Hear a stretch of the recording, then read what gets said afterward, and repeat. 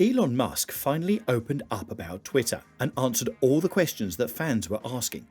He revealed his long-term plans with this platform regarding algorithm, management, and other directions, if he will be able to buy this company, and these plans are very exciting.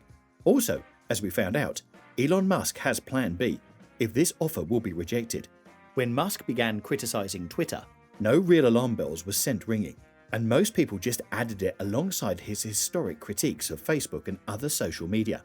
But the other day, things became quite interesting when Musk announced about his decision to buy Twitter. As we all know, a few days ago, Musk started with buying a small amount of stock in Twitter and was soon invited to the board. However, being on the board would limit the amount of stock which Musk would be able to own and put him in amongst a collection of other people who also own stock in Twitter, and that was apparently not what he was aiming for. Musk has made it public knowledge that he wants to own all of Twitter as a private company, which means that the SpaceX CEO denied Twitter's invitation to be on the board in favor of making them an offer to buy it. But even if Musk didn't like Twitter and how it was being run, why attempt to buy it?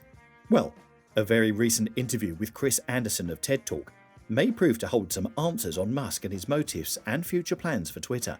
When asked about why he had made the offer on a TED Talk, Musk explains that Twitter, being what he calls the de facto town square, should uphold the principles of free speech within the confines of the law, and that he feels that Twitter is doing too much, behind the scenes, meddling at the moment, to do that correctly. He gave examples of this, such as having a closed source algorithm, where the algorithm and how it works is a closed-off secret to most people, emphasizing and de-emphasizing tweets, editing people's tweets and not being transparent when action has been taken. Despite having said that, he had no interest in acquiring Twitter in the past. Musk explains his change of heart by saying that, "I think it's important to the function of democracy. It's important to the function of the United States as a free country, and many other countries, and to help freedom in the world. The civilizational risk is decreased if we can increase the trust of Twitter as a public platform."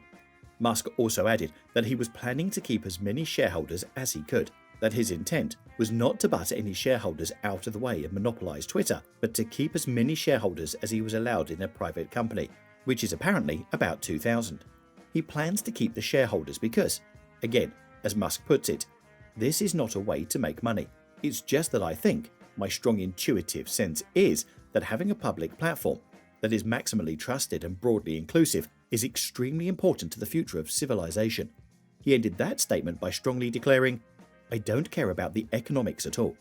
One of the most interesting aspects of Musk owning Twitter is the fact that Musk is quite the advocate for free speech. With his president of being completely behind free speech, does that mean that on a Musk-owned Twitter, people would be able to say anything they wanted? Well, Musk's answer to that is an extended, "not quite." As he explains it, Twitter, like all social media platforms, and indeed companies, is regulated by the laws of the countries in which they operate, which means that the same limitations which apply to free speech in the US will also apply to the new Twitter as well. An easy example of this would be inciting violence, which is against the law whether it's done in person or online.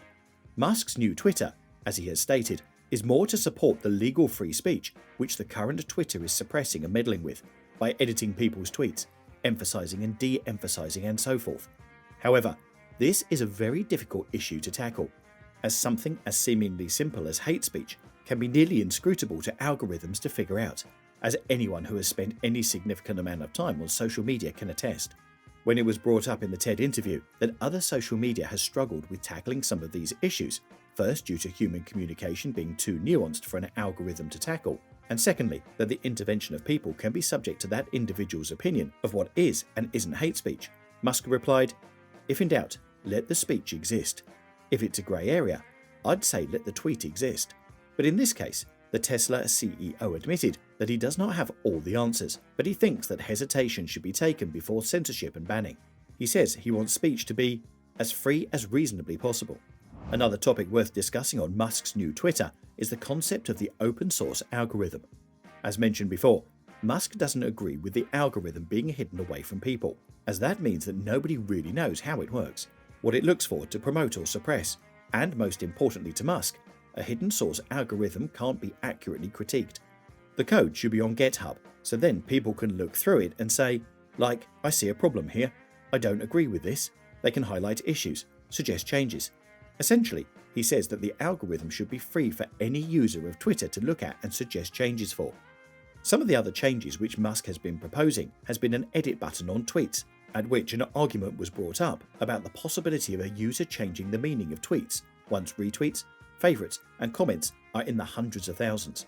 In answer to this, Musk responded that people should have the ability to edit a tweet, but only for a limited time after sending.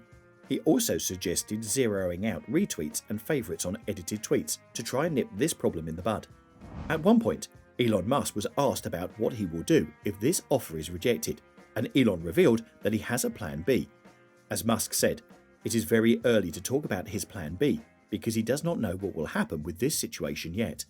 There are still many issues involved with Twitter, which the CEO hasn't been able to answer, and perhaps for some of these issues, there is no easy answer. But whether you're excited or dreading Musk's vision for a new Twitter, the world is watching with bated breath to see what happens to the de facto town square under the command of the world's richest man. That's it. Don't forget to subscribe.